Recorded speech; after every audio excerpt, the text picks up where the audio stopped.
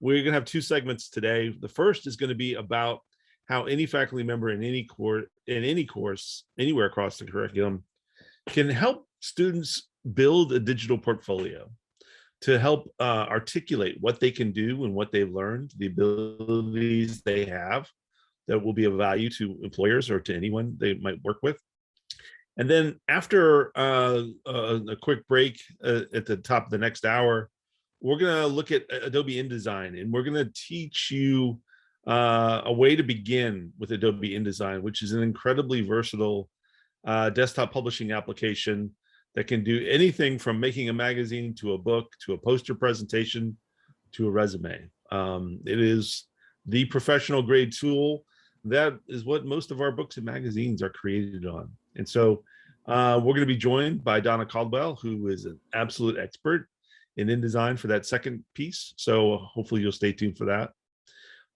Let's talk about the first piece, about career branding and career development in any class. And so if we can rewind back until yesterday, we took a look at Bloom's taxonomy, and we talked about how we want to obviously get beyond just pure knowledge and content consumption, comprehension, reading, studying, listening. Those are all important moments in the learning process. But we want to get to something more than that. We want knowledge that becomes transferable and living, because it's applied, it's looked at critically, and then most importantly, students do something with it. They create, they produce, they problem solve, right? And so we even made a more ambitious goal than just that top of Bloom's taxonomy. We talked about agency and self-efficacy, which I keep thinking of because I'm so involved with digital storytelling these days, wanting students to develop agency and self-efficacy by controlling their own narrative, by telling their own story in their own words, and the potential power of that. And so in this career branding experience, we're going to help you think of a faculty member as imagining that wouldn't be a great, I wouldn't call it a learning outcome. I would call it a living or a life outcome from a course. That's something they've done in your course is worth putting on their resume. It's something they've done in your course they can't wait to share with the people who matter to them or to people who might potentially work with them or hire them, right? And so that's possible. We think about this. We showed this a transcript, a future transcript that I think is right around the corner in the near future. Imagine that your composition course could enable a student to put something on her resume that demonstrates what she can do, or your nursing course would enable a student to put an infographic about a disease based upon research and experience that she's had. Put that on a resume to show that they're not just someone who can consume knowledge and earn credit and pass courses, but they're someone who can do something with it.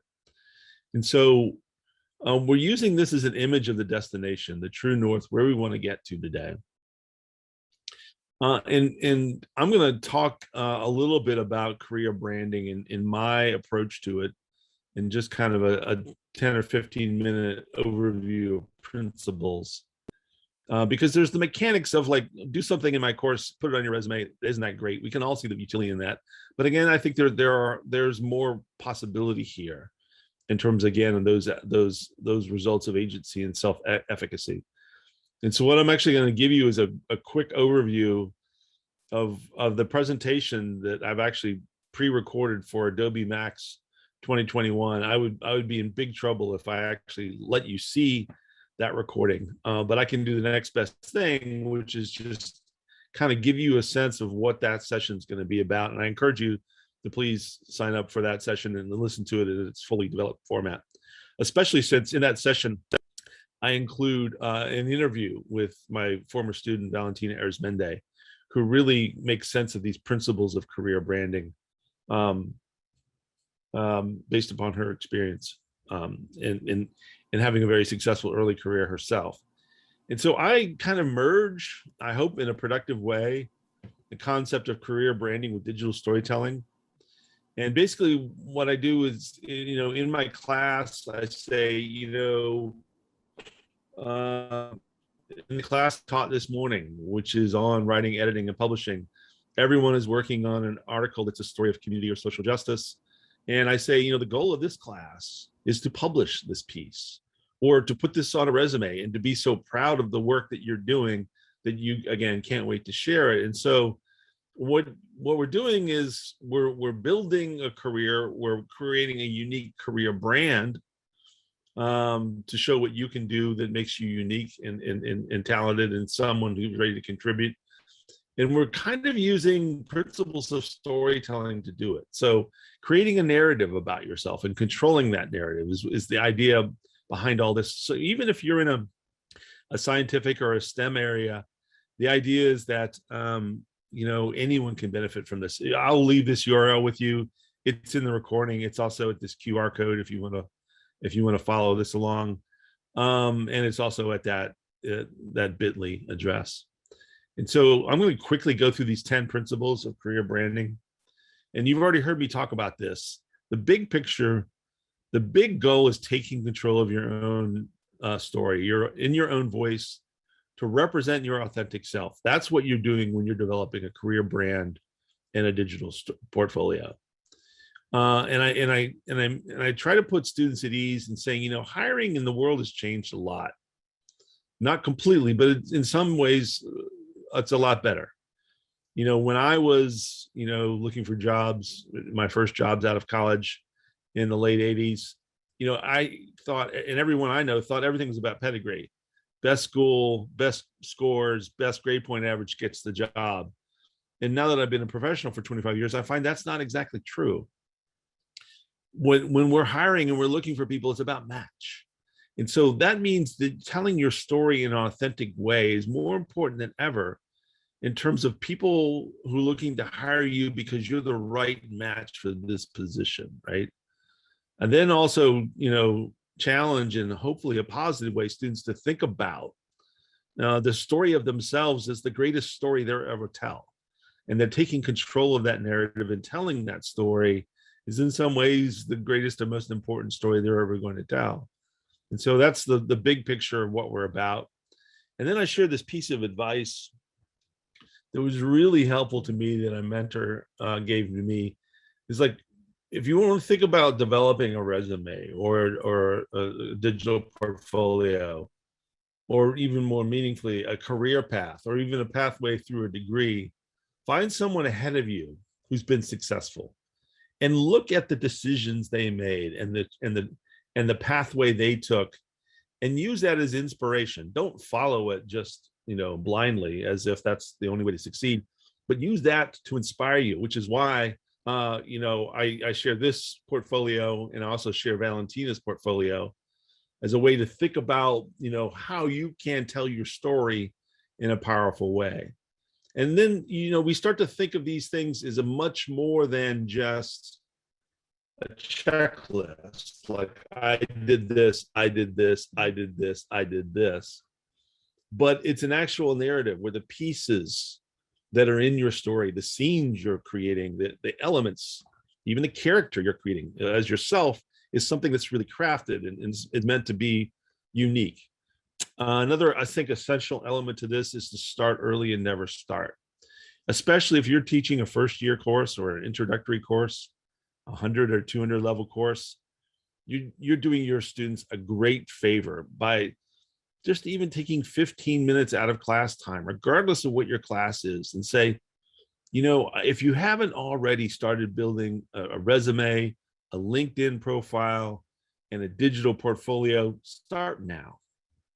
So that as you're moving through your courses, when you find things that are really powerful, you can quickly insert them and you can keep track of them and you can build upon them. And now it becomes a reflective artifact for you to think strategically and intentionally about each class you're taking and each assignment you're doing as leading to a pathway instead of being kind of incoherent and sort of fragments of an experience. And so, thinking of these career placement jobs, a resume, a cover letter, your LinkedIn profile, a digital portfolio, thinking them not as receipts or a catalog of what you've done, but as a living story that helps you figure out who you are, where you've been, and where you want to go. And so you're never done. You're never done doing this. You want to start as soon as you can and then go from there. And then we have a conversation, which you probably wouldn't have in normal circumstances, in a 15-minute conversation about the value of starting early, is to think about how branding works.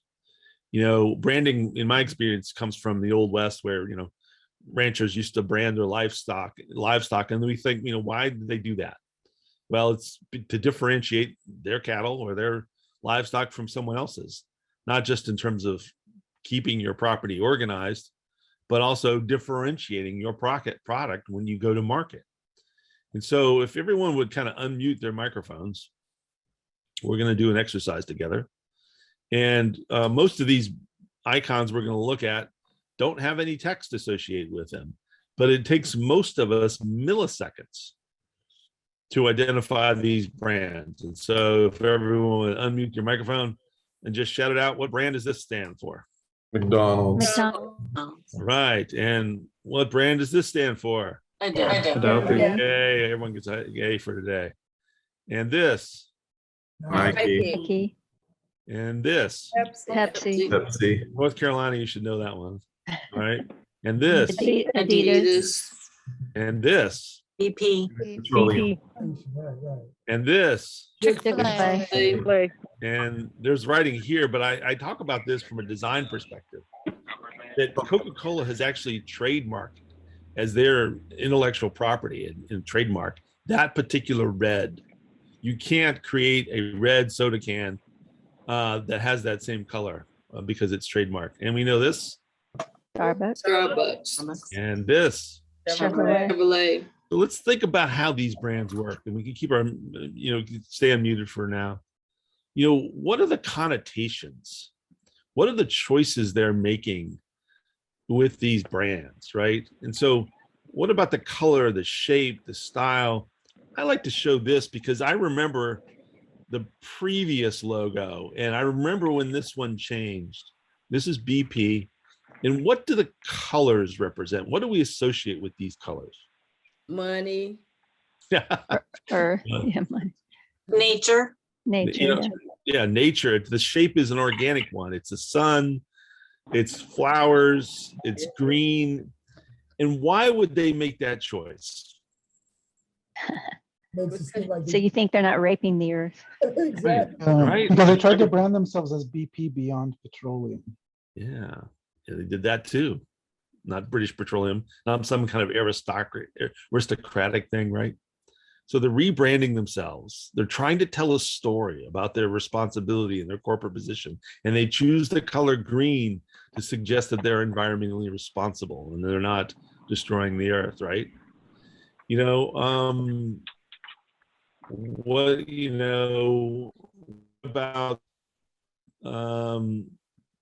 What about this logo? What does it suggest?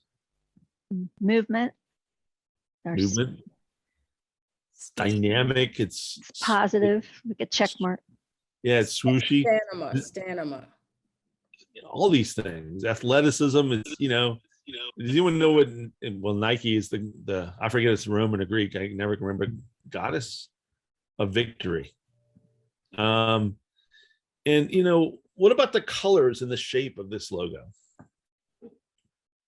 Of all these logos, I mean, what about the Adobe logo? What does it denote or connote? Bloom's taxonomy pyramid. You get an A+ for the day. What else is connoted and denoted by this logo? Well, A, like an A, that's a good grade. A comes first in the alphabet. It's strong. It's got a big base. It's a leader. It's bold. Is this modern or is this traditional? Simple, modern. More modern. Yeah. It looks like an arrow going up. It's progressive. It's all those things. It's bold. It's easily recognizable at a glance. So we had this overview of how the logic, so to speak, or the design principles. They're all bold colors. They're all meant to be associated with values that the company wants to be associated with its brand, right? And so if we think about these things, they work by differentiation. We can tell one hamburger supplier from another. We can tell one athletic apparel supplier from another. And then it's through association of values, of feelings, of emotions, of experiences that we have with those bands. And we develop those associations through repetition, through seeing them all the time. It's no surprise to any of us that soda companies and cigarette companies back in the 70s and 80s and maybe even early 90s, their idea was they didn't want anyone to go into any commercial space and not see their logo somewhere. They wanted it on everything all the time. So it's the repetition of that establishes familiarity and actually in some cases trust and faith, and what you're going to get when you buy that logo, when you buy those products from that company, right? It's also the repetition of the theme that starts to establish the value and the feelings we associate that. And then also, like a branding iron for livestock, it encapsulates at a glance, in a split second, you can get all of those messages. And so I say to my students, in today's world, you are responsible for your own brand. And even though you may spend your whole life working for one institution or one company, even within that group, you have a particular brand. You want to be able to differentiate what you offer and your story with others. You want people to associate certain values with who you are and what you do. And the way you do that is through repeating your performance and the values and the ways you approach things. And you want it to be easy to understand and encapsulate that, when you call up Todd, you're going to get a pedagogical evangelist. So we want to create a portfolio that differentiates who you are as a student by demonstrating your superpowers. What are you really good at?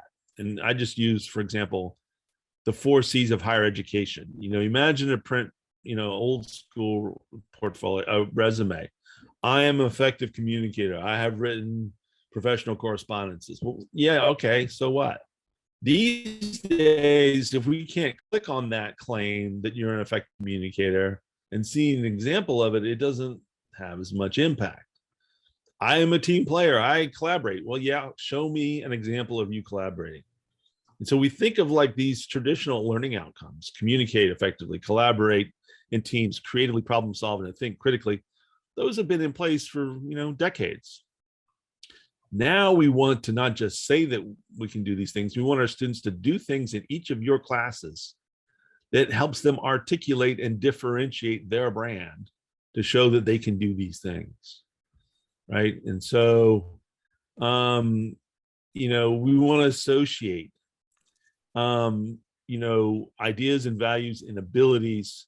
And I say this to my students: if there's one thing in some ways above all else, maybe next to integrity, which is hard to demonstrate in a sense.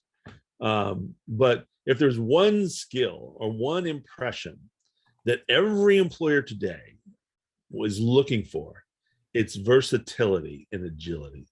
It's that this person can adapt to an ever-changing landscape of what it means to do this job for our organization so that they're prepared for anything, right? And so I want, when people look at my student portfolio, when they look at Valentina's portfolio, within 2 seconds of a glance at this, you can recognize, this person is digitally agile. They are versatile. No one has to say anything. She doesn't have to claim it. In a split second, you can look at all of the things she's done and accumulated and go, okay, this person is prepared. And they're incredibly versatile. So you want to think about what values do you want to associate it with your personal brand, and then you want to make sure that you create a portfolio that demonstrates that versatility. You want to repeat themes throughout that portfolio so that people don't think you're just demonstrating, one thing in one circumstance, that we can see throughout everything you've done the same kind of values and abilities. We want to encapsulate this so that even though a portfolio is an expansion of a resume, it also needs to be very brief. You need to be able to glance at it in a few seconds and get the picture, so that people will be motivated to dive deeper in what you've done and what you've built. And then you want to use these days as much bandwidth as you can manage to tell your story and develop your career brand. So thinking of a digital portfolio as a supplement to a resume, as a supplement to a LinkedIn page. And if you're going to do that, you want to not just upload a PDF and go, hey, look, I can upload a PDF. Can you tell your story using a video? Can you tell your story using maybe just audio in a podcast? Can you tell your story through images and photo galleries, and something a lot more than just lines on a resume that gives you dimension, that makes you and your story unique, so people can sense of who you are authentically. And then last of the other 10 principles that I want my students to think about in approaching these things is to never do this alone. Always do it with the advice of mentor, and with mentors, plural. And I say that everyone needs a mentor for every stage in a career. Even, I've been in the professional world for 25 years. I still need mentors for this stage of my career to try to figure out what's next. And so don't do any of these things in isolation. Do them in collaboration with others. And so I think, if I'm a biology teacher or a nursing teacher, and I see the value and the importance of everything I've been talking about so far, I want to give students an easy place to start. And so step one would actually be creating a LinkedIn profile. I'm going to move all this around so I can see what I'm doing. Stop share. Here we go. Start share. And so I imagine most of you these days have a LinkedIn profile. Mine's not actually that good. I don't spend a lot of time working on it, but I need to get better at it. In fact, this is my view of my LinkedIn profile. And it says right now that my strength is barely over intermediate. And it only got that way this morning when I added something new. And so I would encourage students to build a LinkedIn profile, to have a very different kind of social media presence that's very separated from Facebook. I would also encourage them as a first step to Google themselves and their name, and then think what an employer might think when they see when they get a return on that Google search. What story is a Google search going to tell about that person? And are those the values you want associated with your Google search when it comes to getting a job? And so I think it's very helpful as soon as possible, for students to start building in a LinkedIn profile as a separate space to think professionally, as opposed to something regarding social media and entertainment, so to speak. And so what I suggest you do is that, LinkedIn is what it is. And like an LMS, it's very good for anyone to be able to upload and do sort of normal things. But if you want to differentiate your brand, you want something else. You want not just a supplement to your LinkedIn page or your resume, but you want a better, more dynamic version of that, like what we saw from Valentina. And the easiest place to begin doing that, I feel like, is in a Spark page. And so the connection between these two, and I apologize for the dog barking, is in your LinkedIn section. You can click on more, or you can click on add section, and then you can modify the about section. So I created an about section, and then in my about section, you really only have text. You can't, with this version of LinkedIn, you can't have links. There are other places in your profile where you can also put links. But what I like to do is put it right here because everyone's going to see this. This again is my view. So when you log into my view to see Todd Taylor, and by the way, I welcome any of you to link with me in LinkedIn. Maybe I can get to 300 by the end of the day. That'd be cool. You're not going to see strength of profile of your dashboard. This about piece will be right here at the top, right?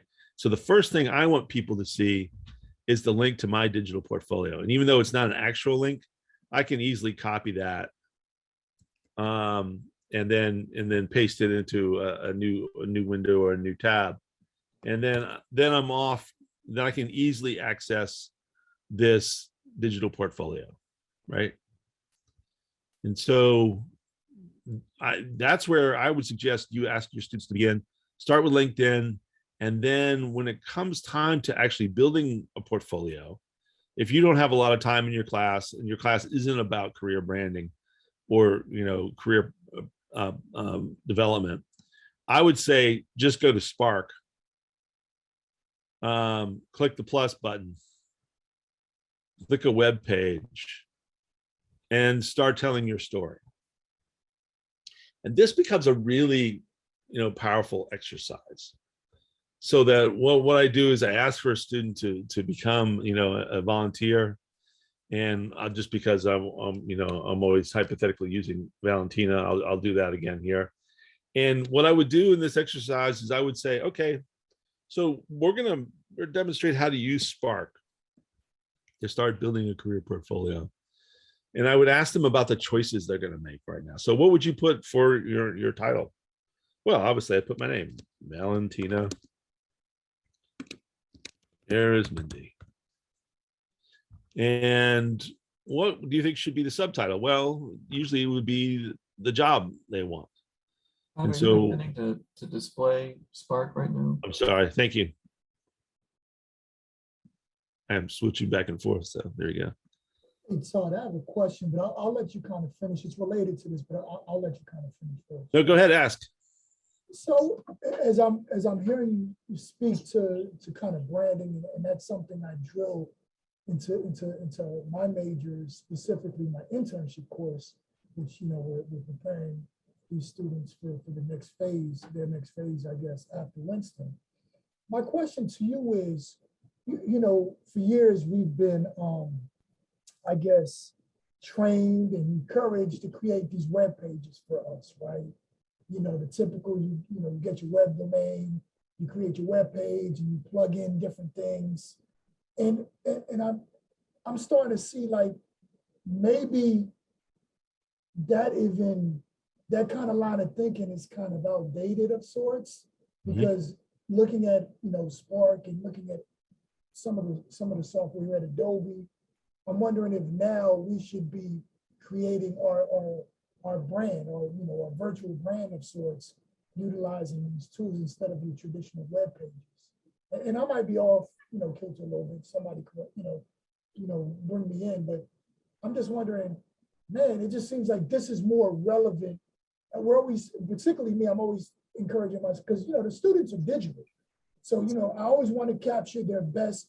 They're very creative in one instance. They have some other issues, but they're very creative. So I want to enhance that. And it sounds like this. And then for myself, I'm thinking, well, Dad, maybe I need to create my own, this version or variation of a web page, as opposed to the kind of I don't want to say stale, but the basic one we always have been conditioned to do. Yeah, I agree.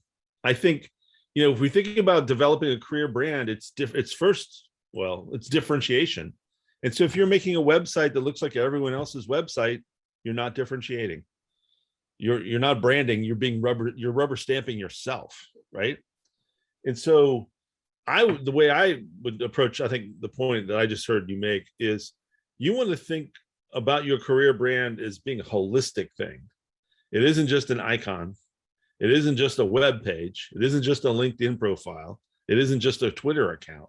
It's the whole package, including how you behave when you're working on, with your teammates. And so I think a portfolio of this kind is a way to help develop that brand and focus that brand and reflect on that brand in development.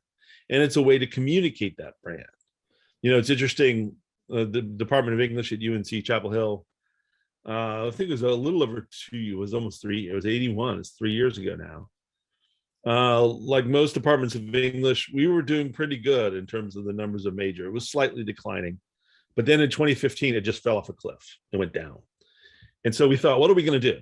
What are we going to do to try to turn this around? And, my advice was, we're not in control of our narratives. Everyone is telling a story out there that the majoring in English is a waste of time and opportunity. And that's not true, but we're not countering that narrative. And so, we all got together and we said, well, how are we going to tell that story? And even though in a Department of English that is more attached to text and books and that old print culture than anyone, what's our solution? Build a new website, have interviews with leading faculty members, tell our story audio visually and not even textually, right? And so to me, we tried to rebrand the UNC Department of English, and we tried to use, in Aristotle's terms, every available means of persuasion we could to do that. And so I think you're right. I think it's not just a website in a kind of static or predictable structure or format.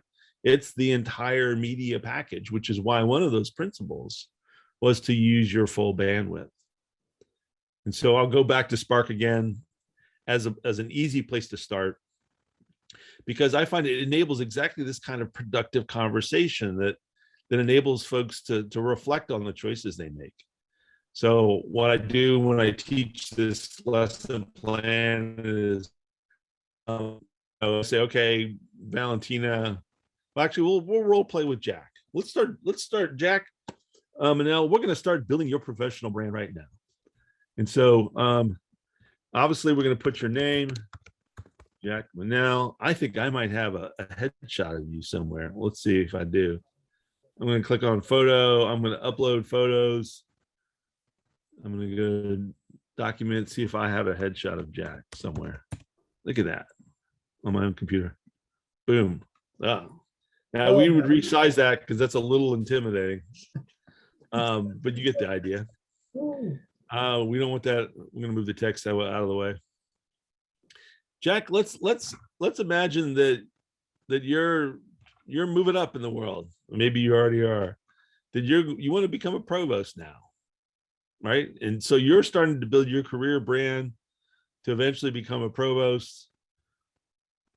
Thinking, we're doing this to illustrate how we have these conversations with our students. What would you put for your subtitle in an attempt to brand yourself to become a provost? Maybe aspiring administrator. I don't know.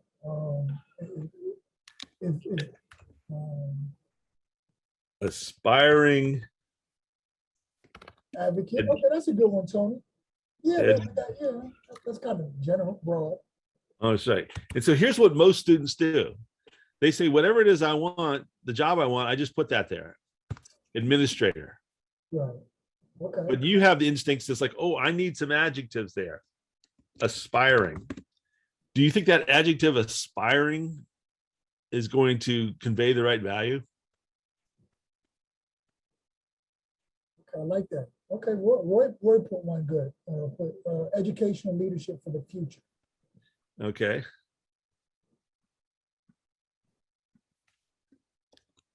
Educational leader for the future. What was it you heard that you really liked? Was it advocate that someone suggested? Advocate? Yeah, advocate. Because that's kind of, I appreciate you, Tony. That gonna make me blush on Zoom today. Yeah, just advocacy is big for me. So however we can capture that.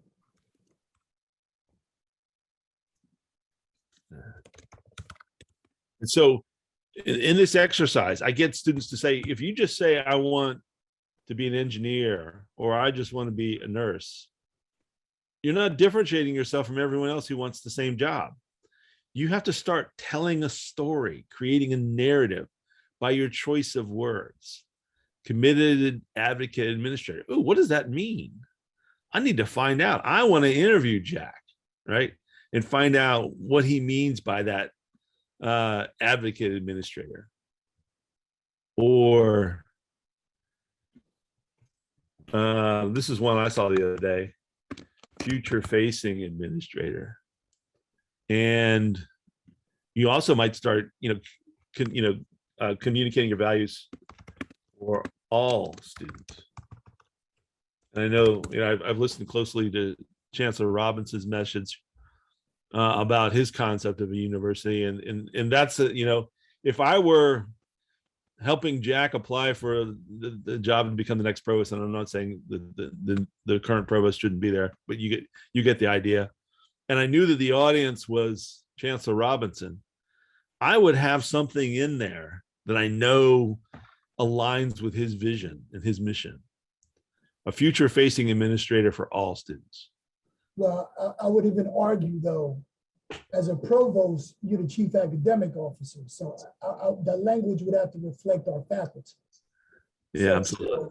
So in that regard, it would be something more in line with, transformative administrator for faculty and students, or all faculty and all students. Because,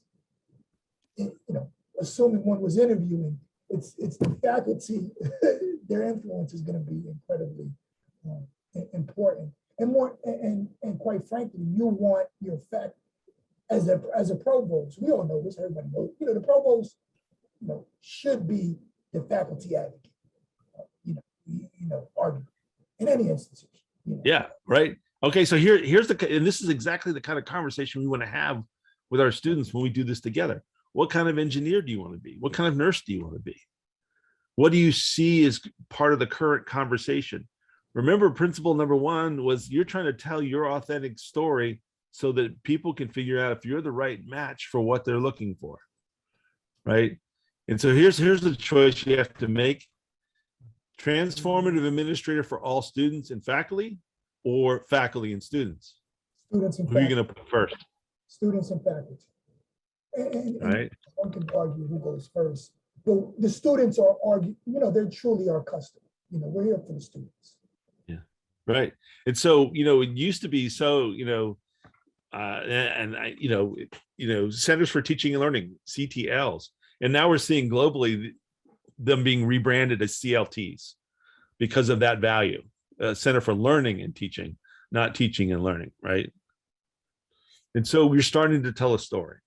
Now, what we expect to see now as we scroll through this story are things that support and demonstrate this claim that you're transformative and then you're inclusive, right? And so we want to see a video clip that tells that story. We want to see some text and a mission statement that tells that story.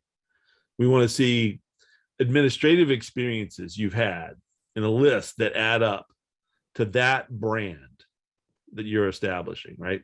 And it's the same whether we're talking about Jack becoming a provost, or whether we're talking about a student getting an entry-level job as an engineer or whatever they might be doing, right? And so it almost doesn't matter the package. It's the teachable moment that you're creating here to have conversations with the students you're mentoring and encourage them to think in these terms early, as we said earlier, as we said in this presentation at the beginning, so that in their first year experience classes, they're adding things to this portfolio. And then there's their second semester and their third semester and all the way through their program, they're constantly adding to this. So it becomes a reflective journal as well as evidence. And eventually some pieces will drop off and new pieces will replace them. But there's a real sense of progress here, which is very different than, you look at a transcript, it's basically written in code and abbreviations and numbers and credit hours and GPA. And it's just kind of, it's not an organic story. It's not a story at all. It's not even really data. It's just kind of a receipt for things that happened in some ways. And so this is where I would encourage them to begin in Spark. Now, if there's a student who's ready for something more, I suggest showing them a portfolio.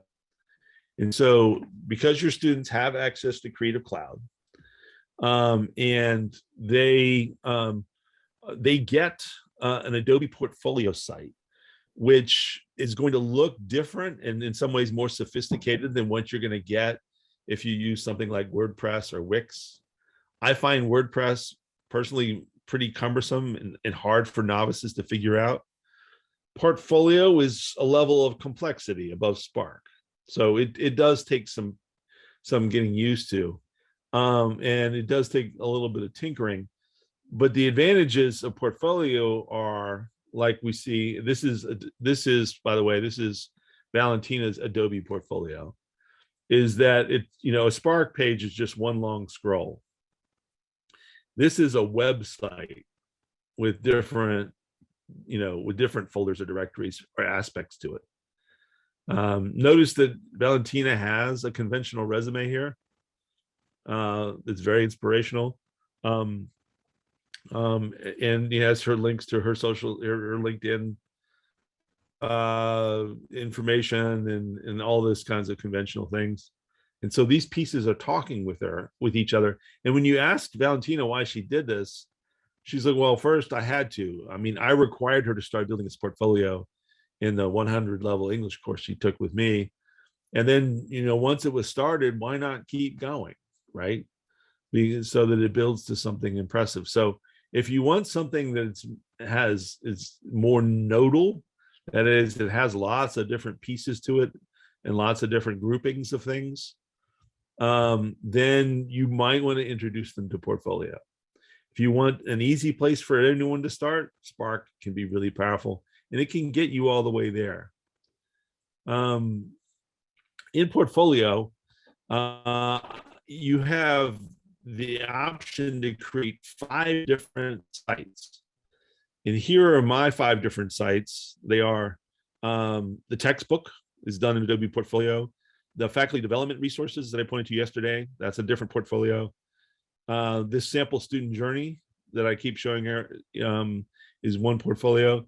And then this one over here is just, it's kind of a demonstration space for building portfolios that I put out here. And then this is my personal portfolio that I actually haven't done much with. I have my old Adobe portfolio out here, which is actually part of my UNC account, which has accumulated everything I've done for the last 2 years before I officially joined Adobe. And so in terms of making choices, one approach isn't better than another necessarily. It's what's right for the situation and the student. In the way portfolio works is I'm in edit mode right now. It works the same, as other aspects. I go into Creative Cloud, I open the web resources, I click on portfolio the same way I do in Spark, or you can just type in myportfolio.com, and that will also open up your portfolio site, and you can edit from there. So I've already done that. I'm in the portfolio site, and this is there's this toolbar, this menu on the left-hand side that changes, and there are quirks with this thing. It's not anywhere near as elegantly or seamlessly designed as Spark, but it's not that hard to figure out if you really need a more complex website with lots of elements to it. But basically what you're doing is you're creating all kinds of pages. You create a new page, and then you organize them through this menu. And so if I want to create a new page, I click here, and then I can create all different kinds of pages. I'm going to create a page, and I'll just say, I'm going to make a create page for my Winston-Salem faculty development workshop. And I can put it in different parts of my site. I have only one subfolder here called work. I could make this my homepage if I wanted to, but I don't. I'm going to create this page. It takes a second to process. And basically, Portfolio was designed for people who use Creative Cloud, you know, photographers and graphic artists. But it can be sort of rearranged to work for anyone. And so because of that, each page basically needs some kind of image or thumbnail so we know what it is. And I'm just going to go out here. I'm going to type in Winston-Salem campus. I'm going to click on images. I'm going to get a picture. Let's see. I don't like that one. Yeah, I like this picture. All right. No, where's the one that says WSU? There it is. So I'm going to get a high resolution image. This one isn't that good, but we get the idea. We're in a hurry today. So I'm just going to screenshot this. I've just taken a copy of it. Now, of course, we especially when it's something professional, we have to observe copyright. I'm just doing this in the interest of time to show you that if every page needs some kind of thumbnail image, and I've just done that, taken a screenshot real quickly. Where to go? Screenshot today. There we go. And it's going to take a second to upload. And then once I have this image here on this page, this is the cover image for this. It's taking a second to upload. There we go. Now, like a Spark page, I can click the plus sign and add different pieces to it. So here's the page itself. And if I want to edit this page,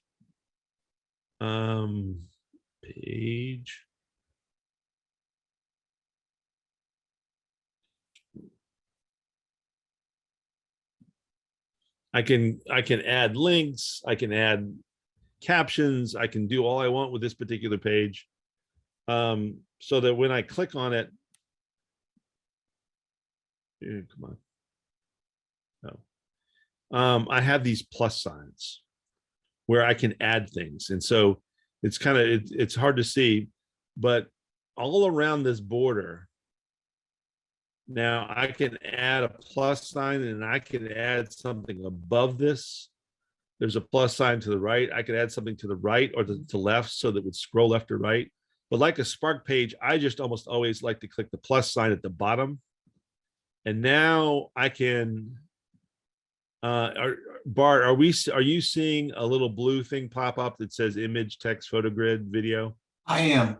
I Okay. am, Todd. So when you click that plus sign, now I can add anything I want to this. I can add video, I can add text. I can actually upload a sound file right here. So if I wanted to play a podcast, it's really easy to do. I can click a button. If I want to make a hyperlink, I can embed social icons. I can embed iframe codes. I can just make whatever I want on this page so that I'll give you a sense of, this is, Valentina Arizmendi created a page for her Birch Fellowship project called Otra Vez about Venezuelan immigrant small business owners in Los Angeles. We clicked on that image and she added this text. And she added this button that creates a link, and she added this video just by clicking these plus signs here and adding text, adding video, adding images. And that's how she built, these individual pages, right? And so she uploads a PDF, she uploads a JPEG, she puts in a video link, and that's how all this stuff is held together. And then you have these navigation menus on the top bar that are also organized here according to the settings and the way the pages are organized. You can drag these things around to change the order of things. If I open up the work subfolder and I'd rather have this first, I can just drag it up there. And then I can go in and change the settings and the URL and everything for each page itself. It's pretty finely adjustable. But in most cases, you don't need to go that deep into things. Basically, you just keep creating, you keep adding pages, or the subdirectories are actually called collections. So right now, if I click on pages, I have the home page, I have my work, and if I wanted to create a new subfolder, I'd call it a collection, and let's call it administrative let's just say create a collection. And so if I go back to these pages now, I've got this new collection called experience. I don't want it to be first. I'm going to drag it here, and then I can add more pages to this. I can actually even back on these under here, I can open up work, and if I'd rather this be in this piece, I can drag it and drop it there and reorganize everything, right? And so in Valentina's, sorry about my dogs again, these are all her different collections. And any of these different pages can be dragged and duplicated the way I just did in Portfolio. And this all can be formatted. You can change the background, the color, the fonts. Everything is editable, including the themes. And so they have these preset themes. They're all really good looking, but you can click between them to just try on different looks. And then nothing is destructive. You can always go back to the old theme any way you want to. And so then under settings, this is actually kind of cool and important. This is really important if you, especially you're going to be a sort of a professional digital storyteller. You can embed and control analytics here. You can, with some latitude, pick a site domain. And I picked Taylor Adobe, and then it puts the suffix.myportfolio.com. But you could also connect to your own domain or purchase a domain to have that work here. You can do all kinds of things, from cookies to password protection. You can have pieces of this that are password protected and others that are not. And so if you want to make a really robust portfolio, or your student wants to do something advanced, there's the next level up from Spark.